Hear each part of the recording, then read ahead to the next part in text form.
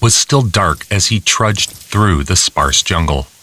Lights were visible over the nearby ridgeline. He switched off his infrared, and while he allowed his eyes to naturally adjust to the darkness, he recalled the cardies. They latched on to the back of his belt.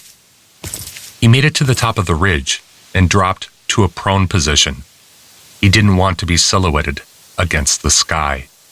The settlement was 0.82 kilometers away according to his helmet's integrated rangefinder. He increased the magnification in his HUD and began to recon.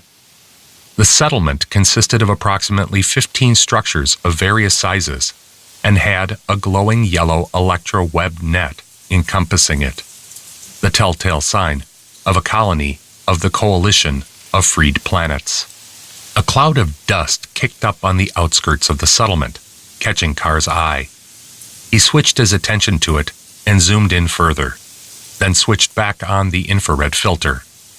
Inside the cloud were large figures running toward the settlement, some on 2 legs, and others mounted on large creatures that had 6 massive legs and 2 serpentine heads.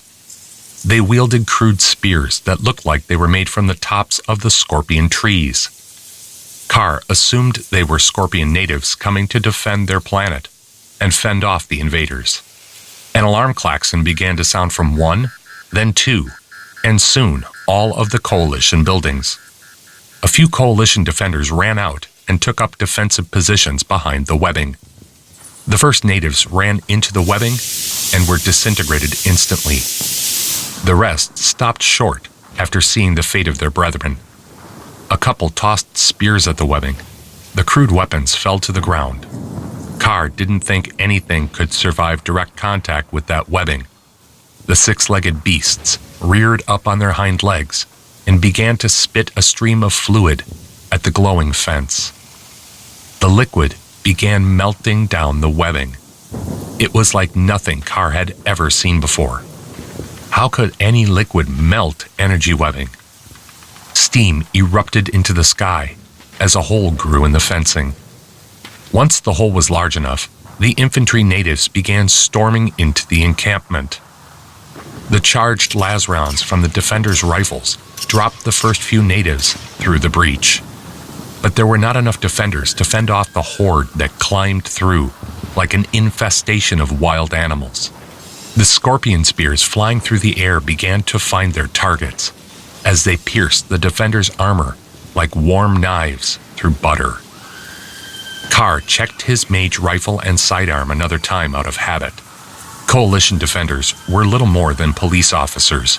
Their armor and weapons served to keep the peace among law-abiding citizens, not fend off invading forces. The defenders began to fall back when the 6-legged monsters made it into the perimeter and began smashing and melting buildings. Faction treaties declared that Carr had no obligation to aid these people at all. If anything, the Guild would be happy to hear about another failed Coalition colony. One of the serpent heads snagged a young girl who was trapped in a building and ate her whole. Carr watched as she struggled in its throat.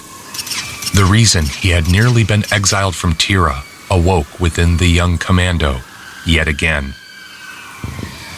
In an instant, he was sliding down the hillside and sprinting toward the settlement with the powered aid of his armor. Carr had seen enough and decided to intervene.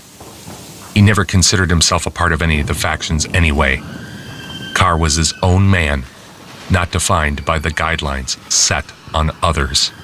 At a speed of nearly 65 kilometers per hour, Carr tore across the open terrain.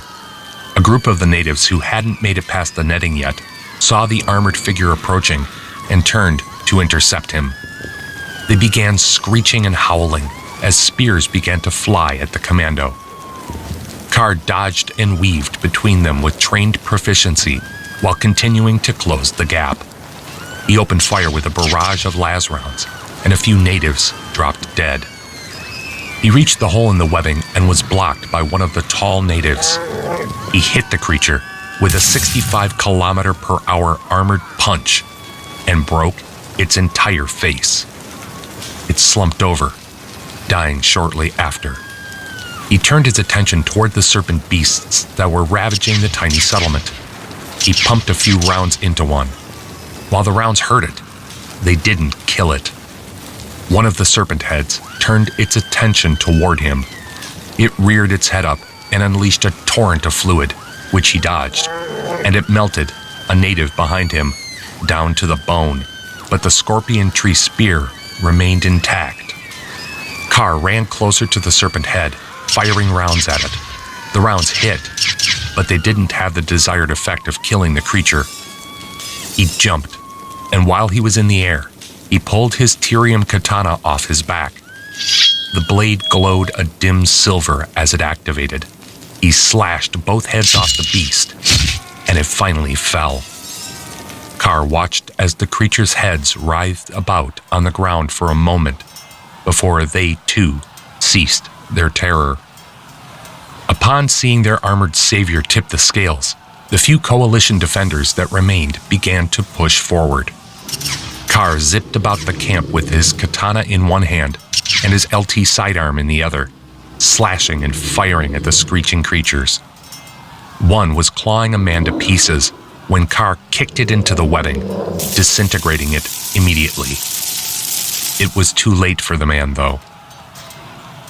The natives' numbers dwindled to 2 or 3 creatures and 1 beast.